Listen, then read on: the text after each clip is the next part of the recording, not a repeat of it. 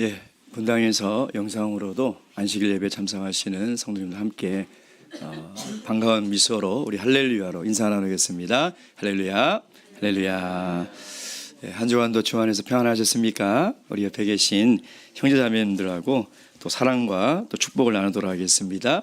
주님의 사랑으로 사랑하고 축복합니다. 이 안식일 날 우리 사랑의 교제를 듬뿍 나누시는 그런 귀한 시간 되기를 바랍니다. 예수 그리스도 이름으로 하나님 말씀 증거하도록 하겠습니다. 사도행전 10장 27절에서 33절까지 말씀입니다. 10장 27절에서 33절까지 말씀입니다.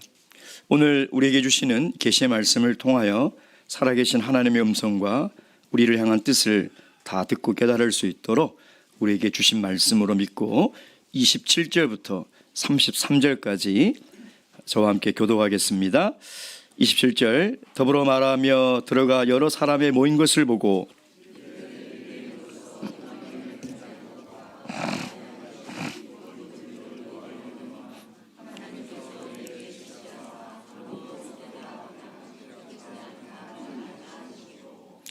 부름을 사양치 아니하고 왔노라. 묻노니 무슨 일로 나를 불렀느뇨?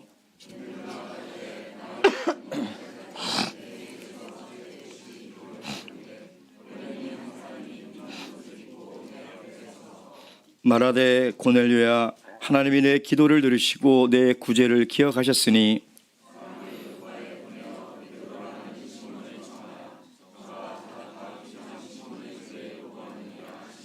다 함께 읽겠습니다. 시작. 내가 곧 당신에게 사람을 보내었더니 오셨으니 잘하였나이다. 이제 우리는 주께서 당신에게 명하신 모든 것을 듣고자 하여 다 하나님 앞에 있나이다. 아멘. 미국에 아주 성공한 유명한 기업가가 있었습니다. 그 기업의 창립 60주년 기념 행사가 성대하게 진행이 되고 있었습니다. 그때 한 기자가 이 회장에게 나와서 이런 질문을 합니다. 회장님은 한평생 살면서 가장 성공한 투자가 무엇이었습니까? 이 회장님은 마치 이 질문에 대한 대답을 준비라도 하고 계셨듯이 일순간의 망설임도 없이 이렇게 얘기를 합니다. 제가 10살 때 했던 일이 제 인생에 있어서 가장 잘한 성공한 투자였습니다. 그래서 제가 10살 때 $2 75센트를 주고 가죽으로 만든 작은 성경을 산 것입니다. 그 성경이 오늘 저를 이렇게 만들었습니다. 그래서 기자가 또 물어봅니다. 그럼 회장님, 성경을 사면 다 성공합니까? 그렇지 않지요. 성경을 사서 하나님 말씀을 읽어야 하고 또 그 말씀대로 순종하며 살아갈 때에 우리 삶의 기쁨과 평안이 넘치고 어느덧 그러다 보면 성공도 우리 삶과 가까이 와 있다는 것을 알게 될 것입니다. 여러분, 하나님 말씀을 얼마나 가까이 하고 계십니까? 여러분, 우리에게 주신 이 하나님 말씀이 우리 인생에 있어서 가장 큰 하나님의 선물이며 하나님의 축복이라는 것을 여러분 믿고 계십니까? 제가 구도자 성경 공부를 하고 목회를 하면서 왜 어떤 사람은 이 하나님의 말씀을 듣고 믿고 받아들이는데 왜 또 어떤 사람은 믿지 않을까? 분명히 똑같은 자리에서 똑같은 하나님의 말씀으로 공부를 하는데 누구는 받아들이고 누구는 왜 믿지 않을까? 목회를 하면서도 똑같은 시간에 우리가 하나님 말씀을 똑같이 듣는데 왜 어떤 성도는 믿음이 성장하는데 왜 또 어떤 성도는 시간이 아무리 가도 그 믿음이 늘 제자리에 있는 것일까? 곰곰이 생각을 해봤습니다. 그 이유가 뭘까? 그것은 바로 하나님의 말씀에 대한 태도에 있다는 것입니다. 내가 하나님 말씀을 어떤 태도로 대하고 있냐는 것이죠. 여러분, 하나님 말씀을 어떻게 대하고 계십니까? 하나님의 말씀에 대한 믿음, 하나님의 말씀에 대한 가치, 하나님의 말씀의 축복을 여러분 정말 믿으십니까? 여러분이 신앙이 성장하고 여러분의 삶이 행복하고 여러분의 삶이 성공하기 위해서는요, 무엇보다도 하나님의 말씀에 대한 나의 태도가 가장 중요한 것입니다. 오늘 이 본문의 말씀을 통해서 하나님께서 우리에게 던지는 세 가지의 질문에 대해서 나는 하나님의 말씀에 대해서 어떠한 태도로 지금까지 가지고 살아가고 있는가? 나는 하나님의 말씀에 대한 어떠한 믿음을 가지고 살아가고 있는지 우리가 잘 점검할 수 있는 그런 시간이 되기를 주님의 이름으로 축원드립니다. 첫째, 여러분, 하나님의 말씀을 지키기 위해서 수치를 참아내고 계십니까? 27절, 29절 말씀 보시겠습니다. 다 함께 읽겠습니다. 시작. 더불어 말하며 들어가 여러 사람의 모인 것을 보고 유대인들로서 이방인을 교제하는 것과 가까이 하는 것이 위법인 줄은 너희도 알거니와 하나님께서 내게 지시하사 아무도 속되다 하거나 깨끗지 않다 하지 말라 하시기로 부름을 사양치 아니하고 왔노라. 묻노니 무슨 일로 나를 불렀느뇨? 베드로가 이 가이사랴 이방인 고넬료 집에 도착했을 때 고넬료는 이미 자기 친척뿐만 아니라 가까운 친구들까지 다 모아놓고 지금 베드로를 기다리고 있었습니다. 베드로가 언제 도착할지 모르는 그런 상황 속에서 친척과 가까운 친구들까지 초대해서 자신의 집에서 기다리고 있다는 것만으로도 고넬료가 베드로를 얼마나 간절히 기다리고 있는지 그의 마음을 조금이나마 알 수 있는 것 같습니다. 그리고 베드로가 도착해서 드디어 이 고넬료와 베드로가 얼굴과 얼굴을 대하며 만났을 때 참 그 기쁨이 얼마나 컸을까. 고넬료의 그 얼굴이 환한 미소와 그 행복이 가득 찬 얼굴로 이 베드로를 맞이하지 않았겠습니까? 그래서 고넬료는요, 이 베드로를 딱 보는 순간 무릎을 꿇고 그 앞에 절을 하였습니다. 베드로는 너무나 당황해서 그를 잡아 일으키면서 일어나라, 나도 사람이다 라고 이야기를 하지 않았습니까? 그리고 고넬료의 안내에 따라 집으로 들어가 보니까 고넬료 가족뿐만 아니라 일가 친척과 또 친구들 다 모두 이방인들이죠. 이들이 모여있는 것을 보게 됩니다. 자, 그렇다면 베드로는 처음으로 무슨 말을 해야 할까요? 지금 이런 만남의 상황에서 베드로는 어떤 말을 하는 것이 상식적일까요? 보통 우리가 상식적으로 생각한다면 이런 처음 만남이라면 서로 자기소개를 한다든지 아니면 참 오랜 시간 동안 제가 오기를 기다린다고 참 수고가 많았습니다. 이런 얘기를 하는 것이 상식적이지 않습니까? 근데 베드로는 뭐라고 얘기합니까? 29절 말씀. 부름을 사양치 아니하고 왔노라. 묻노니 무슨 일로 나를 불렀느냐. 부름을 사양치 않고 왔다는 것은 초대를 내가 거절하지 않고 당신의 초대에 내가 사양하지 않고 거절하지 않고 왔다는 것이죠. 왜 이런 말을 했을까요? 유대인들은 아주 오래전부터 스스로 가지고 있는 선민의식이라는 것이 있습니다.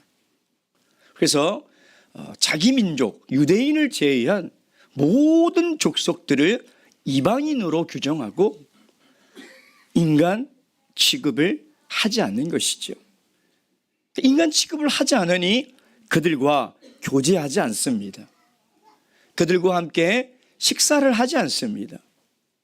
유대인들은 이방인의 집에 절대 들어가지 않는 것이 유대인의 금기 사항이라는 것이죠. 예수님도 이 땅에 오셔서 공생애를 사실 때에 이방인들과 함께 먹고 마시고 이방인들의 집에 들어가는 것으로 말미암아 서기관과 바리새인들에게 수많은 비난과 질책을 받았던 것이죠. 베드로도 유대인들이 오랫동안 지켜왔던 그들의 관습법, 유대인은 절대 이방인들과 밥을 먹거나 이방인들과 교제하거나 이방인들의 집에 가지 않는다는 것을 모르지 않았다는 것입니다. 분명히 알고 있었습니다. 또한 베드로가 이방인의 집에 찾아가서 함께 교제를 나누고 식사를 했을 때 그 결과가 무엇인지 베드로는 너무나 잘 알고 있었습니다. 분명히 엄청난 비난과 엄청난 질책과 모욕을 받을 것은 뻔한 일인 것이죠. 실제로 여러분 이 사건 이후에 11장 1절부터 3절까지 말씀 읽어보도록 하겠습니다. 11장 1절부터 3절 시작. 유대에 있는 사도들과 형제들이 이방인들도 하나님의 말씀을 받았다함을 들었더니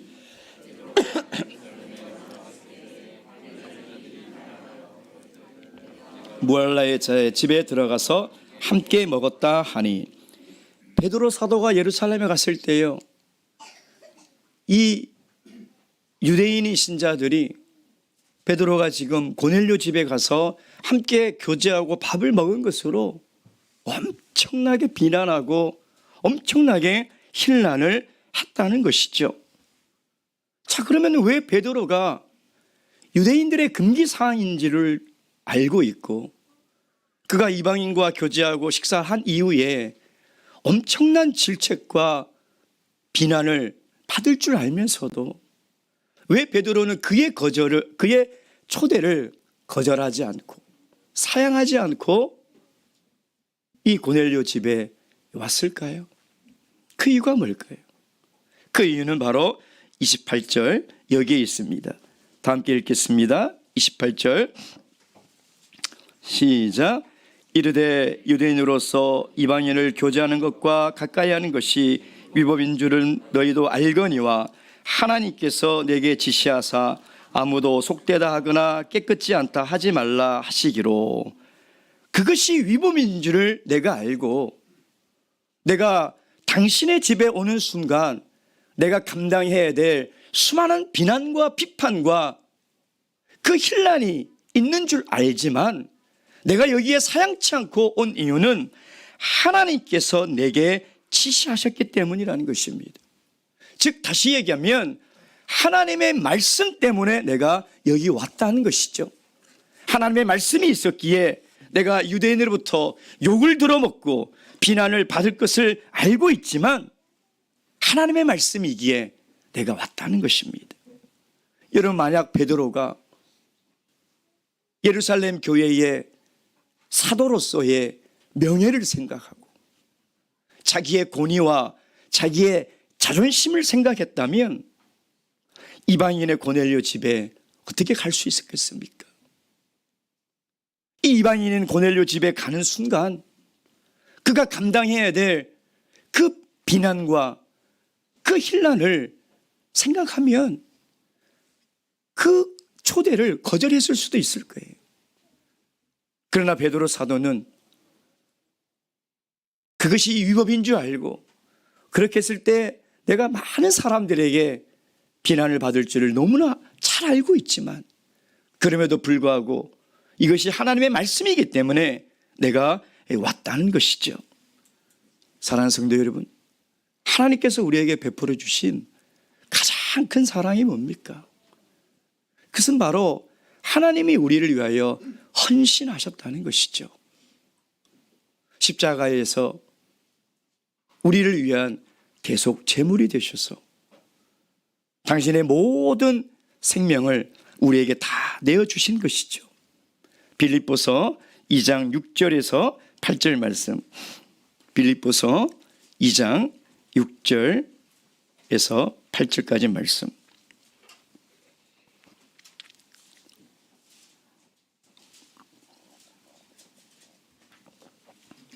빌립보서 2장 6절에서 8절까지 말씀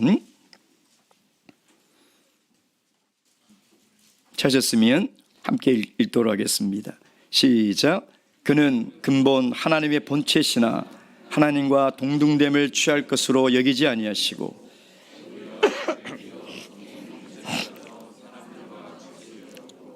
사람의 모양으로 나타나셨음에 자기를 낮추시고 죽기까지 복종하셨으니 곧 십자가에 죽으심이라. 아멘. 예수님은 하나님의 말씀이기에 그 하늘의 높은 보좌를 내려놓으시고 하나님의 됨을 포기하시고 인간의 형체로 이 땅에 오셔서 우리를 위하여 모든 것을 다 헌신하신 것이죠. 우리의 죄 때문에 예수님께서 수치와 혼란과 비난을 당하셨던 것입니다. 여러분, 우리는 하나님의 말씀 때문에 수치를 당하고 계십니까?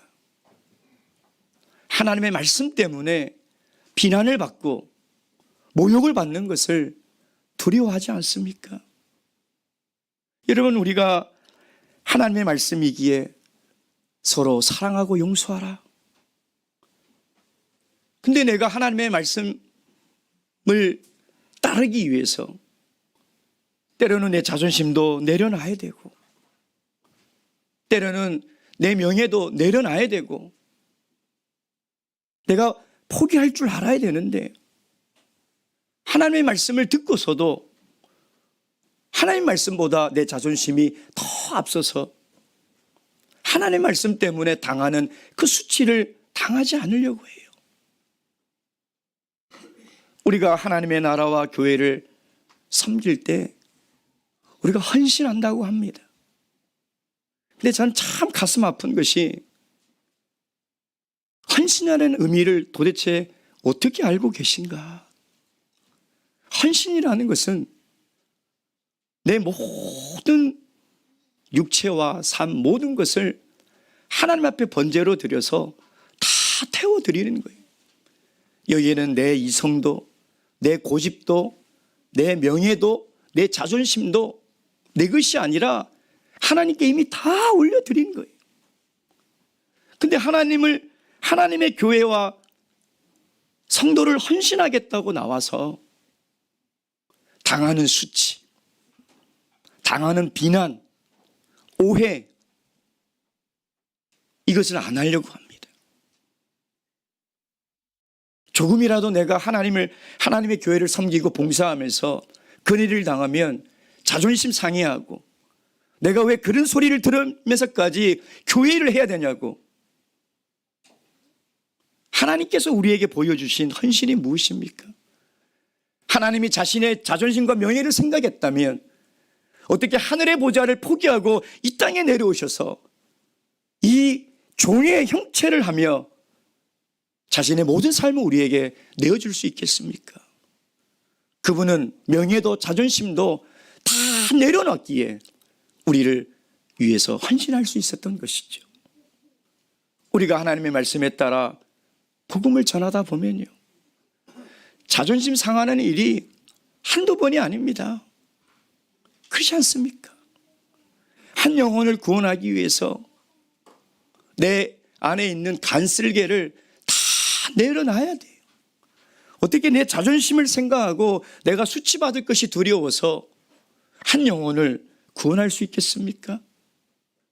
여러분 하나님의 말씀을 순종하고 하나님의 말씀 때문에 수치당하는 것을 두려워하십니까? 아니면 하나님의 말씀이기에 내가 그 말씀대로 살아가는 것 때문에 당하는 비난과 수치와 모욕이 있다 할지라도 그 말씀대로 살아가십니까? 바라옵기는 하나님의 말씀이라면 내가 어떠한 수치와 어떠한 비난을 당하더라도 하나님이 말씀하셨기에 그대로 순종할 수 있는 저와 여러분이 되기를 주님의 이름으로 축원드립니다. 두 번째, 하나님의 말씀에 절대 복종하고 계십니까? 여러분 어떻습니까? 다시 30절부터 34절까지 말씀 중에 33절 읽도록 하겠습니다. 33절 읽겠습니다. 시작. 내가 곧 당신에게 사람을 보내었더니 오셨으니 잘하였나이다. 이제 우리는 주께서 당신에게 명하신 모든 것을 듣고자 하여 다 하나님 앞에 있나이다. 지금 고넬료는요, 자신이 왜 어떻게 베드로 사도를 자신의 집에 초대했는지를 이 자초지정을 자세하게 이야기를 합니다.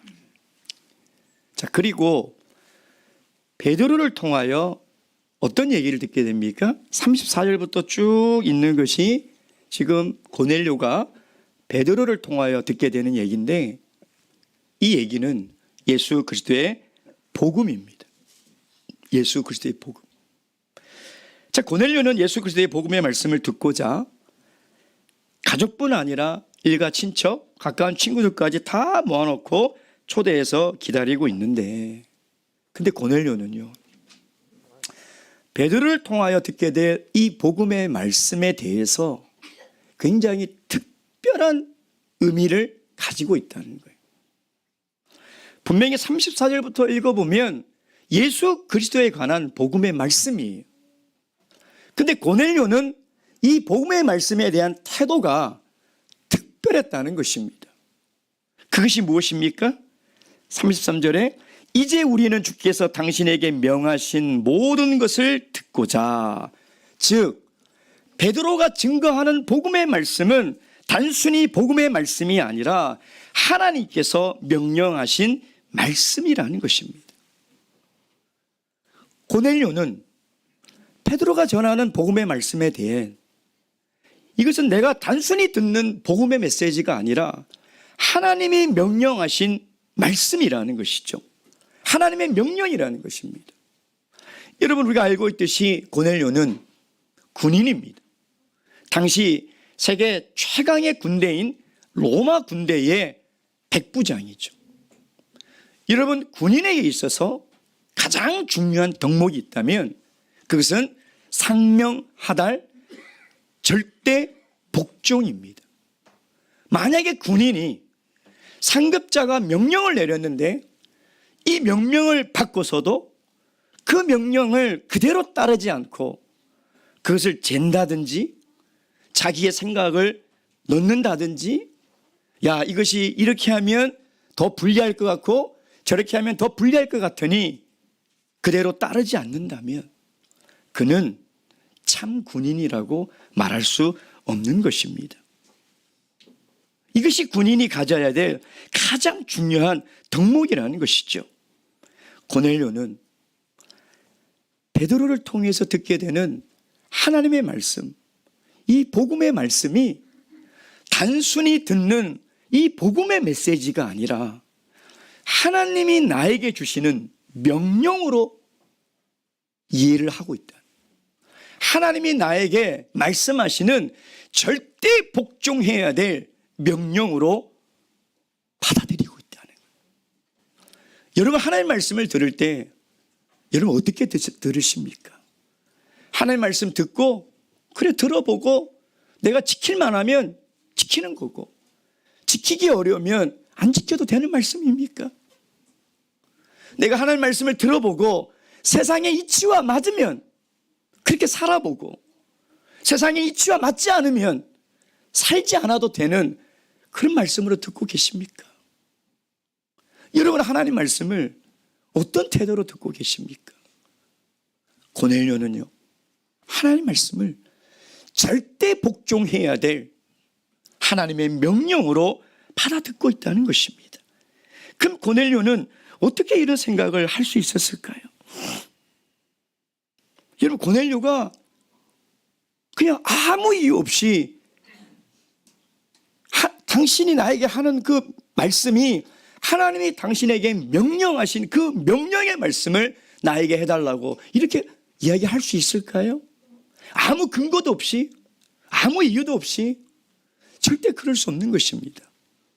고넬료는 분명히 오직 베드로를 통해서 전해지는 예수 그리스도의 복음만이 자신의 인생을 똑바로 세우고, 오직 그리스도의 복음만이 자신의 인생을 가장 가치 있게 만드는 말씀이라는 확신이 있었기 때문에, 여러분, 이 확신이 있는 사람은 하나님의 말씀에 절대 복종합니다.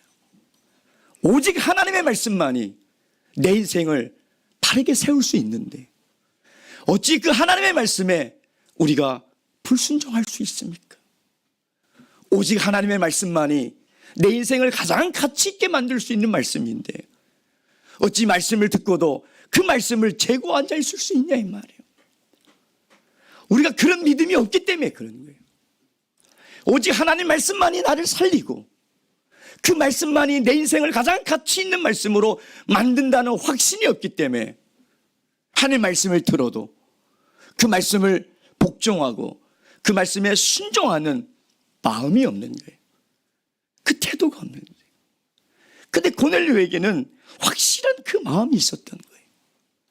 그래서 하나님께서 당신에게 명령하신 그 명령을 나에게 명령해달라. 그 하나님의 명령이 어떤 명령이든 간에 내가 다 복종하겠다는 것입니다. 여러분, 하나님의 말씀을 모르는 세상 사람들을 한번 보세요. 그들은 한평생 최선을 다해서 열심히 살아갑니다. 근데 그렇게 인생을 다 살고 황혼기에 접어서는요, 모두가 후회와 한탄을 합니다. 내가 이러려고 이런 인생을 살았는가? 이게 정말 인생인가? 내가 이거 하나 얻으려고 내 모든 인생을 다 바쳐서 여기까지 왔는가? 다 후회하고요, 다 한탄합니다. 왜 그렇습니까? 하나님의 말씀이 없기 때문인 것이죠. 하나님의 말씀이 없으니 그 인생이 무엇을 위해서 살아가야 되는지 그 목표가 없는 거예요. 아니, 진정한 목표가 무엇인지를 모르고 그 한 번뿐인 그 아까운 짧은 인생을 엉뚱한 데 다 소비하고 살아가게 되는 것이죠. 그러나 하나님의 말씀만이 우리 인생을 바르게 세울 수 있어요. 하나님의 인생만이 우리 인생을 가장 귀하고 가치 있게 만들 수 있다는 것입니다. 여러분, 저 여러분의 인생 가운데 정말 일생을 걸고 지켜야 할 게 무엇이 있겠습니까? 하나님의 말씀입니다. 오직 하나님의 말씀. 하나님의 말씀을 내가 절대 복종할 때 하나님은 우리 인생을 반드시 세워주십니다. 우리 인생이 무너지는 이유가 어디에 있습니까? 우리 가정이 무너지고 우리 사회와 우리 국가가 무너지는 이유가 어디에 있습니까? 하나님의 말씀에 복종하지 않기 때문인 것입니다. 하나님의 말씀을 듣고도 하나님의 명령대로 따라 살지 않기 때문에 우리의 인생과 우리 가정의 신앙과 사회가 무너지는 것이죠. 정말 우리 인생이 하나님 앞에 바르게 서고 우리 인생이 이 짧은 인생, 여러분, 후회와 한탄뿐인 인생이라면 얼마나 아쉽습니까? 정말 우리 인생이 의미 있고 가치 있는 인생을 살고 싶으시면 하나님의 명령을, 하나님의 말씀을 받을 때 하나님이 나에게 명령하시는 그 명령으로 내가 절대 복종해야 되겠다라는 마음으로 받으셔야 하는 것입니다. 신명기 13장 4절 말씀.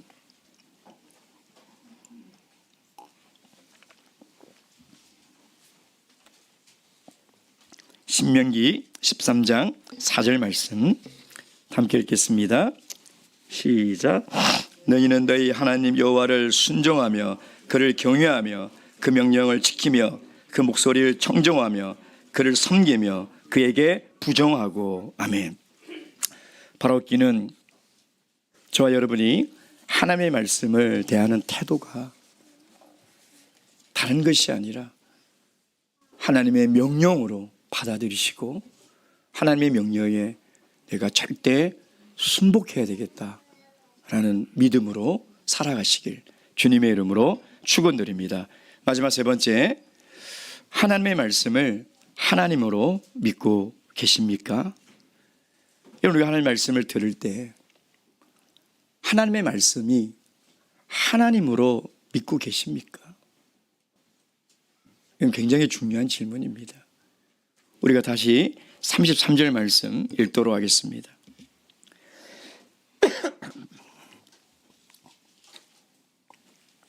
33절 다시 읽겠습니다. 시작. 내가 곧 당신에게 사람을 보내었더니 오셨으니 잘하였나이다.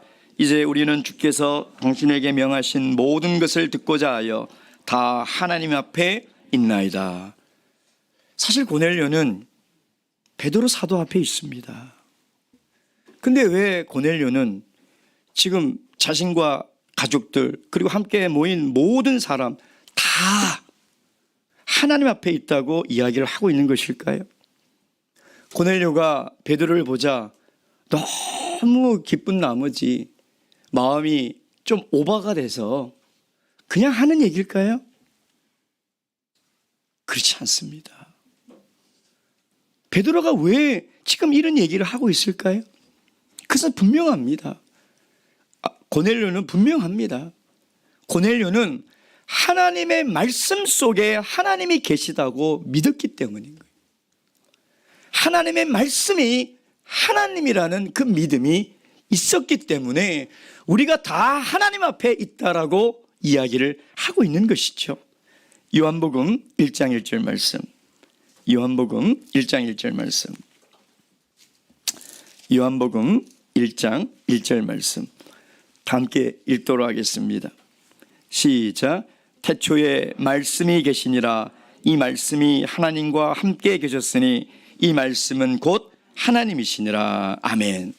하나님 말씀으로 천지를 창조하시고 또 그 말씀이 육신되어 이 땅에 오시고 그 말씀이 곧 하나님이라는 것입니다.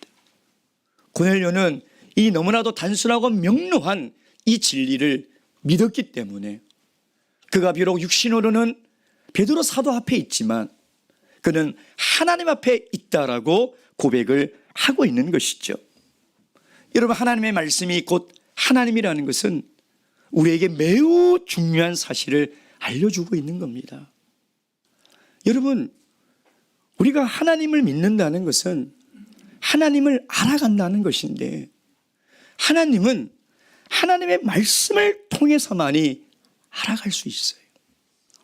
하나님의 말씀이 아니고서는 하나님을 알 수가 없습니다. 오직 하나님의 말씀으로만 하나님의 성품과 하나님의 계획과 하나님의 뜻과 하나님의 본질을 알아갈 수 있는 것이죠. 그래서 기독교를 계시의 종교라고 이야기를 하고 있지 않습니까?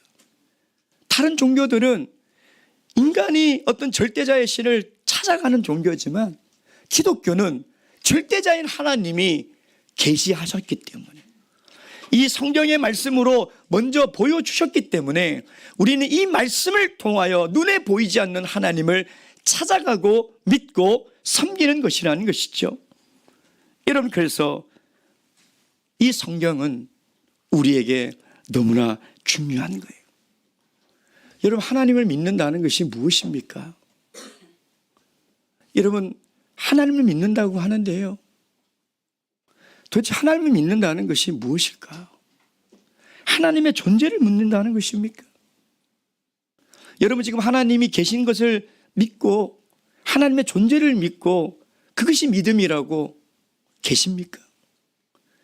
야고보서 2장 19절에 보면요, 내가 하나님은 한 분이신 줄 믿느냐 잘하는도다 귀신들도 믿는다는 거예요.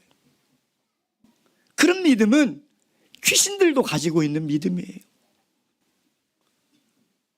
우리가 하나님을 믿는다는 것은 이 하나님이 우리에게 주신 계시의 말씀을 통해서 하나님이 어떤 분인지를 알고 하나님의 본성과 하나님의 뜻과 계획이 무엇인지를 깨달아 하나님을 믿는 것이 하나님을 믿는다는 거예요. 그것이 하나님을 믿는 거예요. 그러니 우리가 하나님의 말씀을 들을 때, 하나님의 말씀을 읽을 때 말씀 속에 있는 하나님을 만나야 되는 거예요. 여러분, 이것은 기독교가 그냥 하는 얘기가 아니잖아요. 우리가 하나님의 말씀을 들을 때 하나님을 만나시기 바랍니다. 이것이 무슨 뜬구름 잡는 얘기입니까? 허무맹랑한 얘기입니까?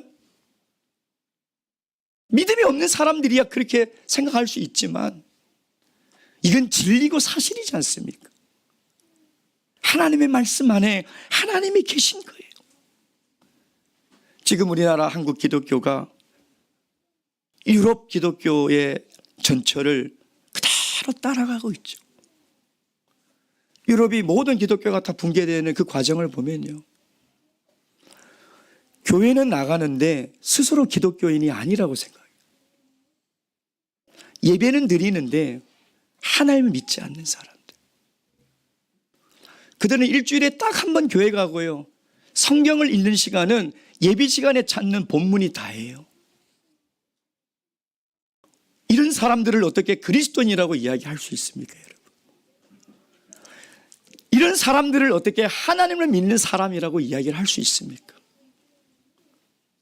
하나님의 말씀을 읽지 않고 하나님의 말씀을 듣지 않으면서 어떻게 내가 하나님을 믿는 사람이라고 이야기를 할 수 있습니까? 우리가 정말 하나님을 믿는다면 여러분, 매일매일 하나님의 말씀을 읽으시기 바랍니다. 일주일에 한 번, 요즘은 성경책도 안 들고 다녀도 되잖아요. 얼마나 친절합니까?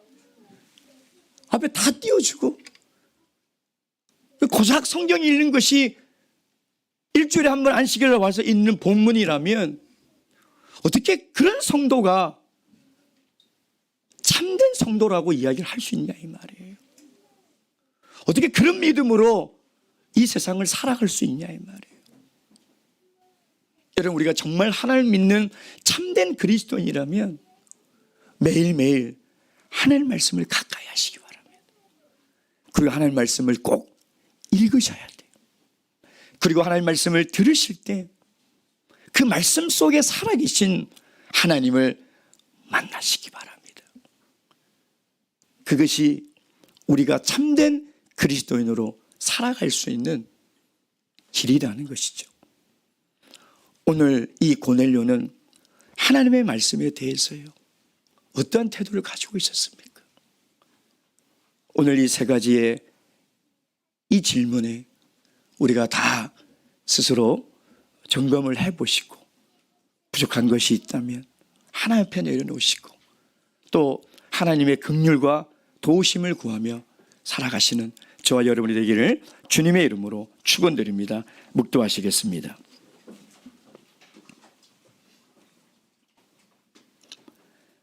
할렐루야. 아멘.